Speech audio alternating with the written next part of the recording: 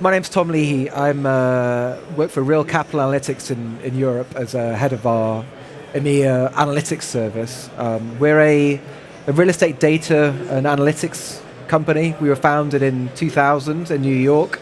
So we're kind of a real estate tech, kind of Proptech 1.0 company. So we've been around quite a long time.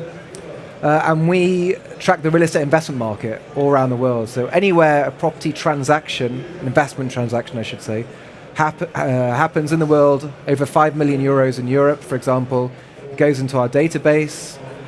We've got around 1,300 clients all around the world, 35,000 registered users, and they all use our data and analytics to help them make better decisions, whether they're buying or selling real estate, whether they're financing, whether they're involved in the brokerage side. So my role is to do something useful with our data. So we produce a lot of analytics products on the back of the data that we have in our database. So I guess where we fit in is that we're quite a mature property technology company. We've been active in the market for a long time, so I guess we've got a good view of, where the market's going in terms of transparency, people's increasing use of data to make better decisions, where it's going in the future. Great, Michelle. Hi, I'm Michelle Buxton. I'm CEO and founder of Toolbox Group. Toolbox Group consists of two sides of the business. One is strategic marketing and the other side is MALLCOMM, which is the innovation product that I'm here for today. We are 19 years old, so we are an established Proptech company, and I'd like to say self-funded as well, which is really unusual in today's Proptech world. MALLCOMM is a integrator. It manages and engages communities in mixed real estate. All stakeholders, be it your customer, your office tenant, your retail tenant, and your resi tenant. And the data side of MALLCOMM is we collect data from each interaction that every one of those people has with our product. So it basically gives you a huge amount of data in the back end for you to interrogate so that you can understand how people are using either your shopping centre, your office block, or your resi apartments. In terms of why we're here today, we believe that we are the glue that brings everything together. So all types of data. We are a Proptech company, so innovation is where we've come from, and that's it, really. Great, thank you, Guillaume. Hi, thank you. My name is Guillaume Fiastre. For the past 20 years, I have been building companies around the real estate software and the cloud environment. And last year, the company we set up called Alliance was acquired by Altus Group. Altus being a listed company in Toronto, in Canada. Owner of a brand Argus that a lot of people know because it's a system widely used by investment managers and brokers and valuers to assess asset valuations and manage the deals. And we are building a full platform, SaaS platform for asset investment management and all the parties that do interact with investment managers, whether they are the valuers, the brokers, developers, and all the investors. So it's a long road ahead. Okay, great. Kyrill. Hi, my name is Kyrill Radev. I'm founder and CEO of EverEstate. EverEstate is part of the Ziegert group, which has been the market leader of flat sales in Berlin for 20 years. EverEstate is a B2C sales company. We have set out to provide much better digitally funded services for flat buyers. On the supply side, we work with institutionals who would like to sell their existing flats, so Altbauten, via us. We provide them a quick and facilitated market launch, online marketing through 10 different channels. We provide the full tracking of the real estate sales via a dashboard. On the seller side, we have 360-degree tours for all of our flats. We have financing calculators. We have matching algorithms to help buyers to find a flat much more efficiently, whilst not sacrificing the human touch. So yes, we have the digital services, but we do them to allow more time for personal advisory so that buyers find the best flats. Okay, good. Thank you, Norman. the last one to speak up. My name's Norman. I'm heading the department real estate digital services at Drees and Sommer. Drees and Sommer has been on the European market for 50 years next year and is the leading market player in terms of property, of project management. And over the past years, we've developed a large set of services around the entire life cycle of real estate. And so we believe that future digital business models on real estate have to be data-based. And this is why we're currently connecting the different data silos that we have, all the knowledge we have of the entire life cycle of planning, building, and operating in one system. So we believe that this will be the basis for our future digital business models, and of course the digital business models in the platform-wise thinking of the entire market. And that is why I'm here, and that is what I'm heading at Drees and Sommer. Okay, good. Let's just kick off with you, Guillaume. Just in terms of technology, everybody's been here, has been involved in that, and particularly how that's influencing the real estate side. But what do you see as the key trends, I suppose? What changes have you seen in the last sort of 12, 24 months, and where do you see this all heading? There's a major change that has been happening in the way the Proptech are financed today. So there's a report that we have published this year, where we interviewed over 400 C-level people around the world in the CRA industry. And it just happens so that 53% of the companies in the real estate industry are now investing directly in Proptech, which is a huge number. It grew like 30-40% in the last 2 years. And it's specifically the case in Germany, where it's not 1 out of 2, but it's 2 out of 3 German investment companies do invest in Proptech directly and fund companies to try and accelerate the digitization of their business. And that's a major change. And all this is geared toward disintermediation, facilitating the discussions between the different stakeholders, so that there's a lot of movement that's happening right now in the real estate industry. Starts from the data, and then disintermediation, access to the market data. And I think the last 2 years have been really blowing our minds in terms of investment and changes in strategies. And I think maybe to add to this, what we've seen or what we've experienced is a great change in mindset to try to work together with startups, knowing that 7 of 10 or maybe 8 of 10 will fail, but we have to do it anyway to get forward and to get away from having bricks on the plot, bricks as a business model and bricks in our heads, Exactly. but rather move on to digital business models. So what we experience is not only a great investment, that is step 2, but step number 1, a change in mindset towards focusing on digital business models and startup business models.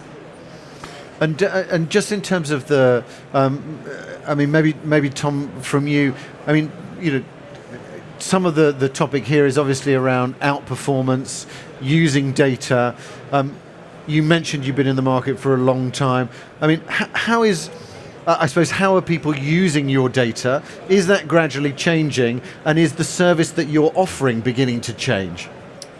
The thirst for data and for kind of raw numbers seems to be increasing amongst our clients, and also the sophistication of how they use that information internally.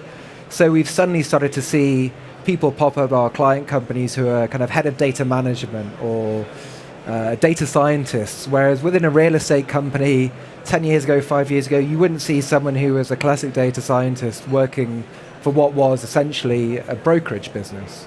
So there's been a thirst and a drive to kind of get people into the businesses who can actually understand how to manage their own data, but how to manage external data that they're buying in from the likes of RCA. So there's definitely a thirst for getting more of that data into their systems and doing something with it, but also from our perspective, you know, we're constantly trying to push the envelope in terms of what you can do with the information that we have. We have data on $35 trillion worth of real estate investment transactions or financings. You know, millions and millions of lines of data, and that's kind of, it's a lot, you know, it's interesting in itself, but actually what you need to do is produce something useful with it. So we've partnered with universities in Amsterdam and MIT. We sponsor someone at the MIT Real Estate Lab to help us produce interesting analytics that help people make better decisions. So whether that's producing pricing indices using our data, improving things like a cap rate series or an average price per unit series, producing market liquidity scores. We're pushing those onto our clients who are receptive of them, and they want to know, okay, how are you producing this commercial property price indices? What goes into it? What's that telling us about the market? And that creates a sort of loop. So they're pushing us to produce more interesting analytics that we're doing with our data, and then they're using that to make better decisions on the advisory or investment side. Okay, Michelle, I mean, you mentioned there that you're gathering a significant amount of data. Is that also key, actually, how you use that data? And is that something that you're doing, or is that something where you pass the data on to clients and they then take that? How does that work? Well, it's a bit of both, really. And I was just going to say, following up with what Tom said, we're finding that owners, developers, landlords know that they need to get data, and they know that they need to own that data, but they're not altogether sure what they should be doing with it, and if they should be sharing it back with their tenants, and or especially in retail, with their retail partners. So that's one element. The other side of it is to think about the fact that, for me, there are two big new departments in developers, and that one is innovation, because you never had innovation managers before, and now you've also got insight teams. So, it's really important that that data is gathered, but it's got to be used in the right way. And they've got to know why they're gathering it as well from the outset. Okay, good. And you're obviously working on that then, Guillaume, in terms of the asset management side and trying to boost the performance for investors and investment managers. Has that got significantly more sophisticated in terms of what people are looking for from you in terms of the data? Looking at it from a real B2B market, working for investment managers, rather large firms, a huge change is happening with all these companies that are now accepting cloud, accepting to share the data, to get benchmark data, to get market data directly fed into their systems. So this change is really happening right now, because there has been like 10 years, 15 years of focus, or we need data. But the way data is structured, the way data is organized, the way data is made accessible to the people who need it is still a challenge today. And I think we are now at a stage where we are going from the data to the metadata as well. So understanding where is this data point coming from, has it been approved, has it been validated, has it been going through a workflow. So there's a lot of things around how people interact with the data, and not only gathering the data in a database right now.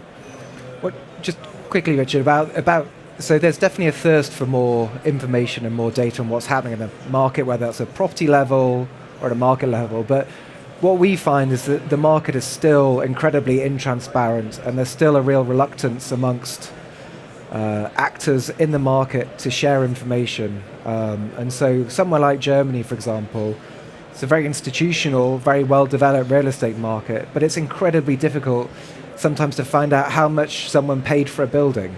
So they'll tell you we bought the building, but they're completely unwilling to tell you how much they paid for it, what the yield was, and all those other important metrics. And so there has to be, I think, a sort of a bit of a trade-off here, where companies realize they need this information, but they're not also willing to share it with the wider market. And there's good reasons for that in terms of,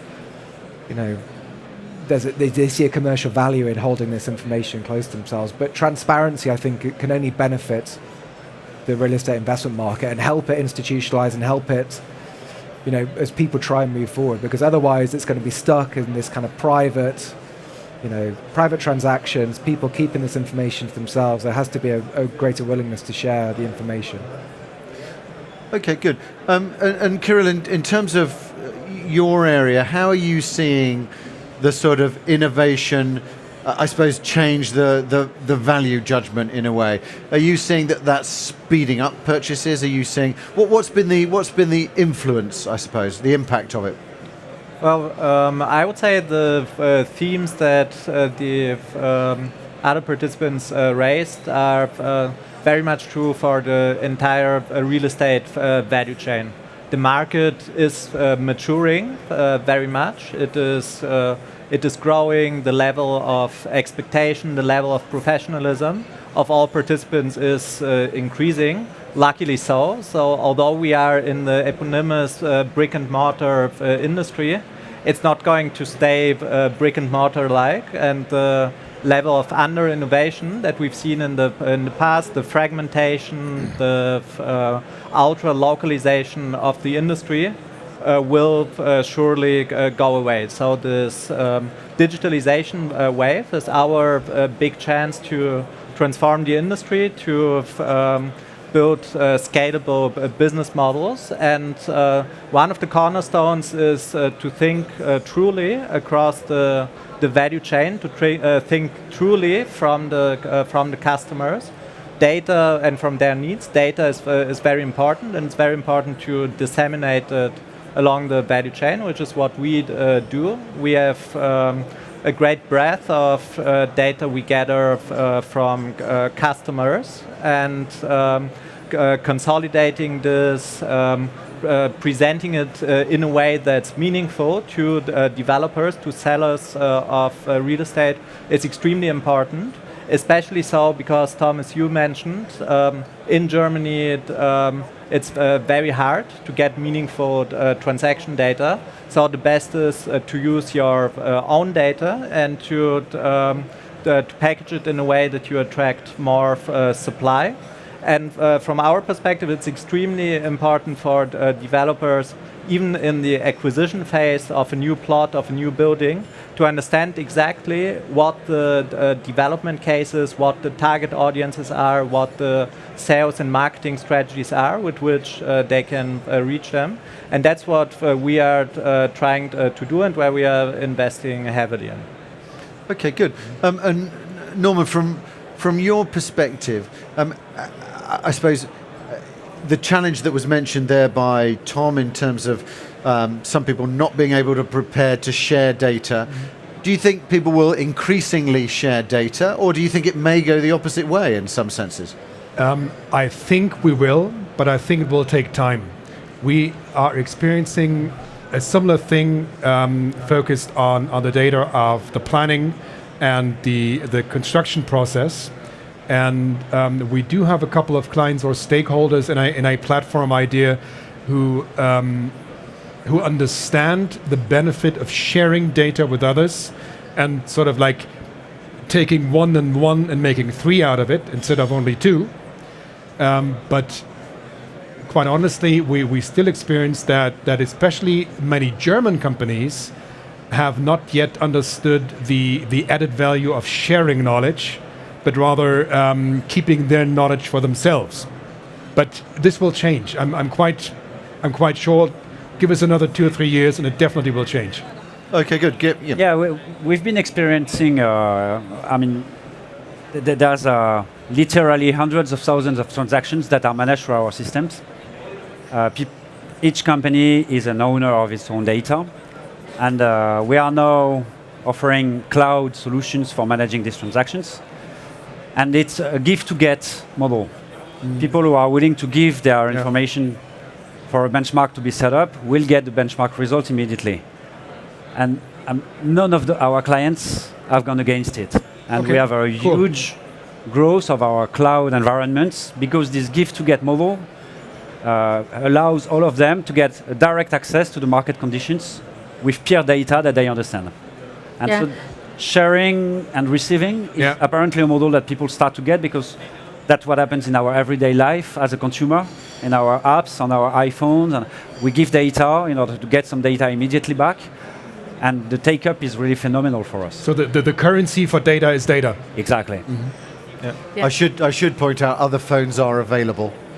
Yeah, of course. Michelle, you wanted to pick up on that. Yeah, and I just want to say as well, from a retail perspective, I've seen a huge change in the ability or the desire for retail tenants to share data with landlords, and landlords to share that data back again. And that really has happened in the last probably 2 to 3 years. And that really has been one of the most important use cases for MALLCOMM, is that they can gather data from the turnover data from the tenants on a weekly basis, which enables them to run their mixed use and shopping centres effectively and efficiently. And in maybe 5-6 years ago, the landlord would get that data in. They would hold that data and never share it back again. But to benchmark it and to allow people to know how they're performing has been a brilliant move forward, I think, for the mixed-use sector. And is there a potential challenge, particularly for the retail sector, in areas like where you're gathering data from people who may or may not have permissioned it, and that you've then got issues around whether or not you can actually use that data? Do you think there may, I mean, at the moment everybody shares everything through social media, but do you think there may at some point be a reaction to that and people will be less keen to share? Are you talking about sort of the GDPR? Yeah, angle? more of those kinds of things, but also, so for example, there's a lot of things about bringing in face recognition, how, and you're also in smart cities, you're going to have checking how well you are when you go into work, on your way into work, those kinds of things. Do you see that becoming more a genuine thing, or do you think people will react against it? I think initially people will react against it, but I think it will become the norm over a period of time, like everything else technical has become a norm. But at the moment, with GDPR, when it came into being about a year or so ago, there was everyone was really scared to do anything. And to do any personal or directed mailing or conversations, that sort of eased back a bit. And we all now we know what we have to adhere to, and it's becoming easier, and people are now more happy to give their information, knowing that it's going to be protected and that they can withdraw it at any time. So I think from that perspective, it's been positive. I think face recognition is something that probably will become the norm in 2 to 3 years' time. Okay, good. And just in terms of, I suppose, looking at some of the asset property management side, how are people actually using that information, I suppose, to transform what they're doing and therefore increase efficiency, ultimately increase returns, I suppose? The main changes that's happening right now is that we are thinking collaborative platforms, I think in every sector, where instead of using systems with different teams working in different places, these platforms are open to all the people that have to give some information or to approve some information or to act on some information, but using the same data, using the same workflows, and sharing this across all the organization, whether it's internal or external with different stakeholders. That's really the birth of these cloud platforms. Collaborative data platforms where a lot of people are working together to improve the data quality over time. Instead of using different systems that are swapping data multiple times a day, people are working on the same data platform yet. And that's a huge change. That's what the Salesforce.com have brought to the business and the way people operate. And now it's being accepted and more accepted in the real estate industry, which ultimately will lead to more transparency, to faster access to the data, etc. So we are on this road, just a few years after some more enterprise businesses. But the real estate industry is really going through this transformation right now. And Kyrill, do you think, there's been talk for a while around things like increased data, particularly in the residential side, that begins to make valuations much more easy because you're using automated processes to value it rather than a person. How do you see that, and do you think that kind of thing will also then may potentially move into the commercial side a little bit more? Yeah, absolutely. So obviously for everyone who's buying a flat, the economic potential is a major driver. So people want to have a fair assessment of the current valuation of the property, but people also want to have a forward-looking dimension. They want to understand under which assumptions their property will appreciate by how much, which is why we have already integrated in our financing calculator a 10-year return forecast. So I think that matters a great deal and will become increasingly important over time. But it's not only the pricing side, so it's also about developing a product which is tailored to customer needs. So basically the step beforehand, already advising developers which product will be demanded in a particular area, in a particular price range. That's something that we'll also see increasingly. And then thirdly, there will be also an increasing move, we believe, towards configuration, customization of properties. And in order to facilitate this, I mean, you have millions and millions of different options how you can customize a property. So a customer who is thrown the entire breadth of options will be totally overwhelmed. So there it's also important to have some algorithms and some data-driven understanding on what a particular customer might desire, so that you guide them through the configuration process. Okay, good. You mentioned there as well that idea of how innovation can then enhance, I suppose, the consumer experience as well. It would be interesting, and this can come from all sides, but in terms of the consumers, how do we see particularly innovation, technology, data influencing that? And that can either be your consumers, for example, Tom, who are accessing your data. How is that practically being used to improve the consumer experience? I mean, our consumer is not someone who's going to the shops to buy themselves a pair of trainers. It's a real estate professional, essentially. So it's either on the research side or risk management or acquisitions.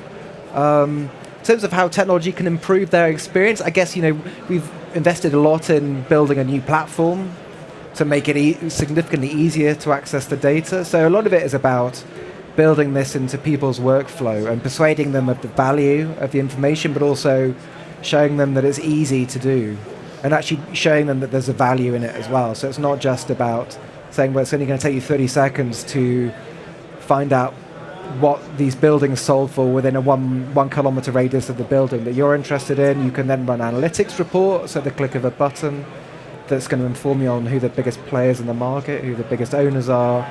And then you can run our risk management tools, so like our pricing indices or our liquidity scores, to help you make better decisions. But a lot of the challenge we have is about building, showing to people that actually, yes, they do need to use this and there's a definite benefit.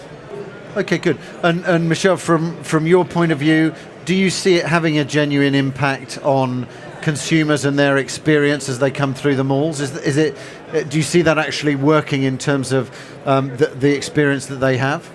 Yeah, definitely. I think, what technology has enabled is that now a customer can almost have a direct relationship with the store manager of a retail unit through our MALLCOMM platform, because with their consumer app, they can talk directly to the store manager through our B2B platform. So obviously that's improving and taking away all the friction, but also the type of information that we're gathering, be it on our consumers or our tenants, is the information of what do they want to make their experience better.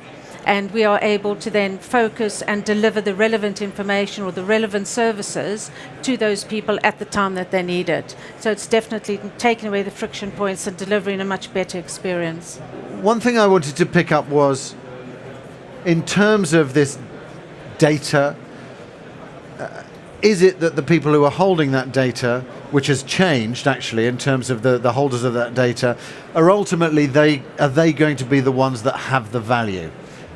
Because they can then either help sell additional services or, so is it more that now, for example, asset managers might have more value because they're gathering that information, or you, in fact, as Argos, may have more information than others have? Is there a changeover in that, and is that going to add significant value to those that hold that data? I think you hope so, yes. Yeah. You're pointing to a very spot problem today, is that nobody can absolutely define who owns the data. Because you own an asset that's been built by an architect, with plans developed by a developer, with tenants that are managed by a property manager. The asset manager is managing the asset, the valuer has his own sets of data, and nobody absolutely knows who owns what set of data. And so the value chain, that is going to be huge around the data value. today is absolutely unclear.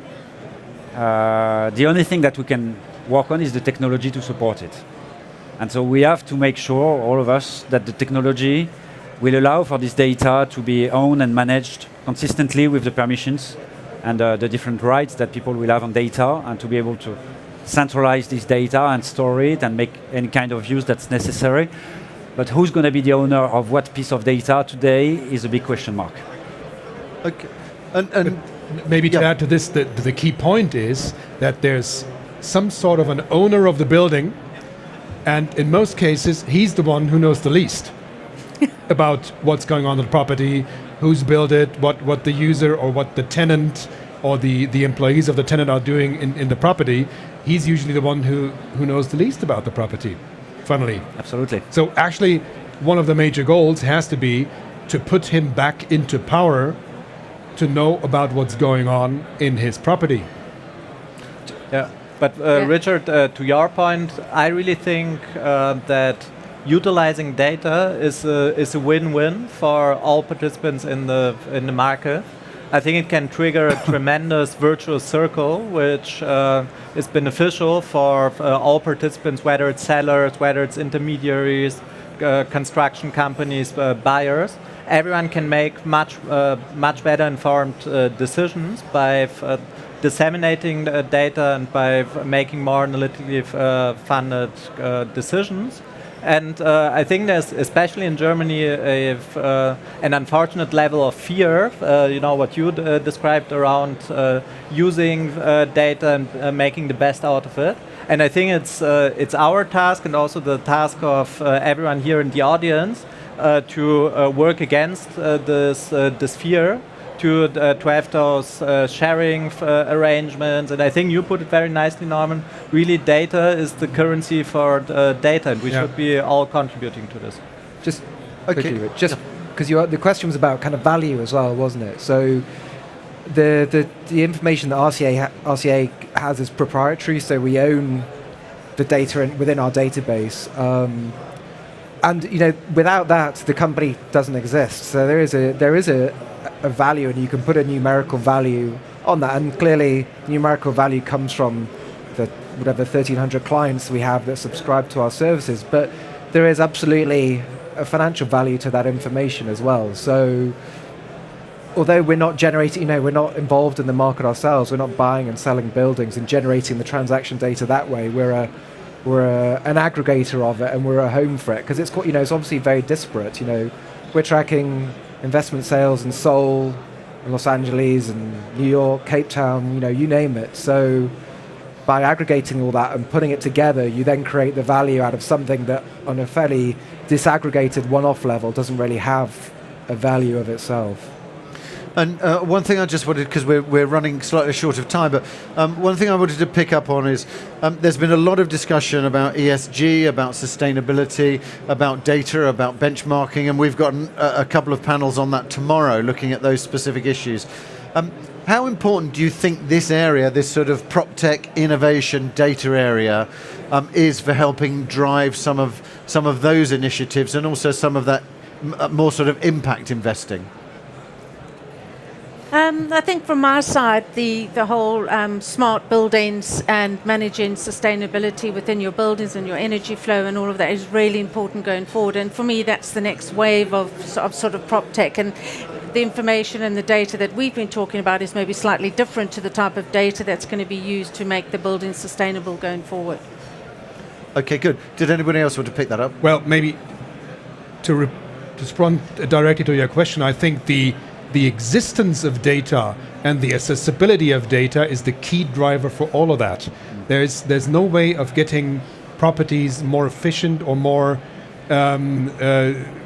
sustainable without being in the position to access the property's data over the entire life stream of the property. So from my point of view, or from Drees and Sommer's point of view, it's the key and the basis driver to all of that. Yeah. Okay, good.